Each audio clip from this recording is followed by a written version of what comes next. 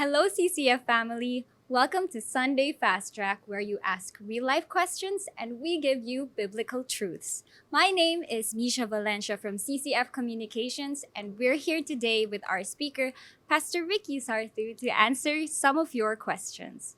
Hi, Pastor Ricky. Hi, Misha. How are you? How are you? I'm Well, good. How about you? I'm getting ready for the next one. Yeah. Okay. So, for our first question, we have a lot of things going on in our lives that can creep into our mind while we worship or even while we spend quiet time with God. How can someone overcome distractions or wandering thoughts during worship or times of solitude with God to maintain a heart and mind focused on Him? Okay. Well, I guess one of the most practical things we can do is get rid of the things that cause the distractions. I mean, if a phone is something that most likely will cause distraction for most people, so during your quiet time or your worship time, just turn the thing off so that you avoid, looking at your feed or whatever it is, right? So that can be one example of a practical step. But I guess you just need to discover what really works for you. For example, some people, when they have their private worship time or their quiet time, music helps them concentrate. For me, it's the opposite. The music distracts me. So I really want it quiet.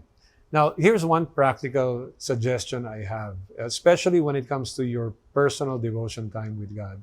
How do you keep focused? I would say, uh, just talk to God. And like when I speak to God, I ask Him to speak to me.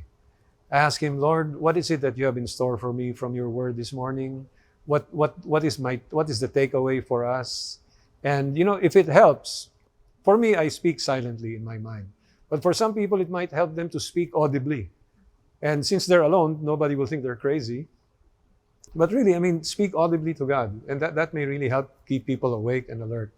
But I think just conversing with God constantly is a key. Like even after I read the word and I pray, I ask Him, Lord, shall we go walking together?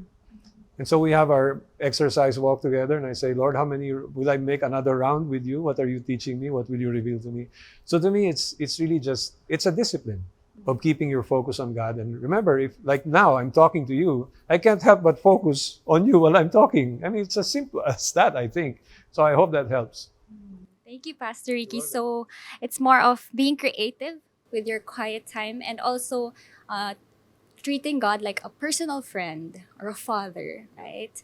For our second question, what are the warning signs or signals to help a person discern if they are just going through the motions in their worship? That can be a bit difficult to judge, but I'll just give you one warning sign. We, every so often, we need to ask God to examine our hearts, just like David did. Look into my heart, see if there's any wicked way in me.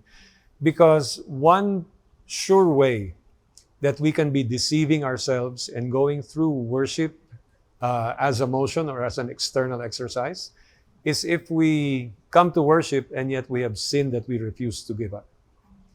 And God told us our hearts are deceitful. So to me, if God reveals to a person that there is a sin that needs to be dealt with and given up, to me, that is a sign that the person is going through worship just as an external thing, and he may not even be realizing it. So let God check your heart. Thank you, Pastor Ricky. So it's more of checking our hearts if there's sin in our hearts. Okay, so for the next question, in relation to the previous question, what advice can you give to someone who may feel distant from God in their worship or has caught themselves just going through the motions and want to rekindle their passion and devotion? Okay, first of all, I want to encourage whoever is listening. Just because a person shows up for worship and doesn't feel like worshiping, or gets out of bed, opens his or her Bible, and doesn't feel like having a quiet time, it doesn't necessarily mean that person is just going through the motions. Because just like love, worship is an act of the will. The emotions will follow. The emotions, there may be times when the emotions are not there. Okay, I'll give you an example. Again, in encouragement to the people who have this question on top of their minds. When I was recovering from COVID and the loss of my wife, There were many, many mornings I did not feel the presence of God, and I didn't feel like getting out of bed and opening my Bible. But I came to God just the same. And I said, Lord, I bring to you all my brokenness, all my confusion. I may read something, but it may not mean much to me. But whatever I have, I bring to you. This is all I can bring. And I believe God accepts that. And so it's not so much about going through the motions, but it's really about um, taking the initiative and trusting God that He will accept whatever you can sincerely bring to Him. And as you do that, He will restore that warmth and passion and everything else that you're looking for. That's a nice answer, Pastor Ricky. So it's more than just feelings. At first, it may not be there, but God will eventually bring the emotions there.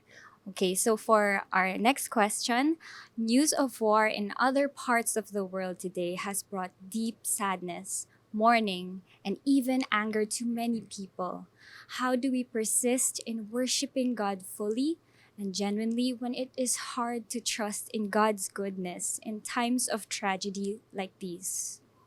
Okay. Perfectly understandable, considering what's going on in Israel and other parts of the world. My suggestion is whatever anger or confusion or fear that a person is feeling because of these things, you bring those to God and you make them the subject of your prayer. You make them the subject of your worship. And again, it's an act of the will. And you can just tell God, Lord, I don't know why you're allowing these things to happen, all of these people dying, but all I know is that in your word, you said you're sovereign. You're seated on your throne. Help me to believe that. Help me to trust you. Help me to worship you in spite of what's happening. And you know what? Another thing, people will say these are signs of the end and so on and so forth. We're living in the end times. I do not dispute that. I don't know how far away the end actually is. Only God knows, and I mean that quite literally, not just an expression. But the thing is, every day brings us closer to the day when we will be worshiping God in heaven forever. And for that reason, if you know you're saved, if you know Jesus is your Lord and Savior, you have reason to thank Him, you have reason to trust Him, and you have reason to worship Him. Thank you, Pastor Ricky, for that answer. And thank you for answering all our questions today. But before we go, we would like to invite all the youth and young at heart out there who would like to disciple the next generation to the Move 2023 Youth Discipleship Conference entitled Grounded, happening this October 30 to November 1. To register, visit moveydc.org now. See you there. And that's it for Sunday Fast Track. God bless everyone. God bless.